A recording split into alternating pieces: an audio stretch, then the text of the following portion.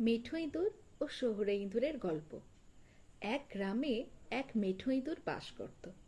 তার সঙ্গে বন্ধুত্ব ছিল এক শহুরে ইঁদুরের। একবার মেঠো ইঁদুরটি শহুরে ইঁদুরকে নেমন্তন্ন করল নিজের আস্তানায়। শহুরে ইঁদুর নেমন্তন্ন রক্ষা করতে এলে মেঠো ইঁদুর তাকে খেতে দিল গম, যব, চাল প্রভৃতি দানা।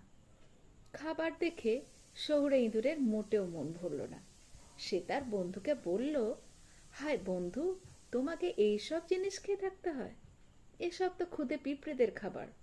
একবার আমার সাথে আমার আস্তানায় চলো, দেখবে খাবার কাকে বলে। একদিন খেলে জীবনেও ভুলতে পারবে না।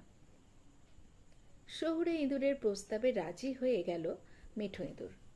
ভালো ভালো খাবারের লোভে সে রওনা হলো শহরে, তার বন্ধুর আস্তানায়। ঘরে ঢুকে শহুরে ইঁদুর বলল, বসো ভাই বসো।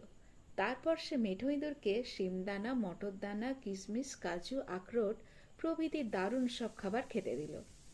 কিন্তু সেসব খাবার সবে মাত্র খেতে যাবে তারা, অমনি বাইরের ঘরের দরজা খোলার শব্দ হলো। শহুরে ইঁদুর বলল, বন্ধু পালাও পালাও, এক্ষুনি গৃহস্থ এসে এই ঘরে ঢুকবে। প্রাণ ভয়ে তারা দে দৌড়। তারপর শহুরে ইঁদুর তাকে লুকিয়ে ভাঁড়ার ঘরে নিয়ে এলো। সেখানে অনেক খাবার দাবার মজুত করে রাখা।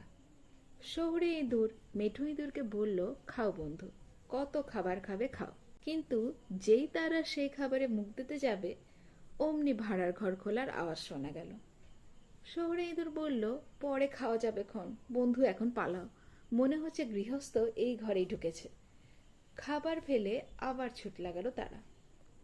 এরপর বিরক্ত হয়ে গ্রামের ইঁদুরটি বলল, থাক বন্ধু, ভালো ভালো খাবারের প্রতি আমার আর লোভ নেই। এখানে প্রতি মুহূর্তে জীবন বিপন্ন। এর থেকে আমার গ্রামে নিশ্চিন্ত নিরুদ্বেগ চাল গমের দানা খাওয়াই ভালো।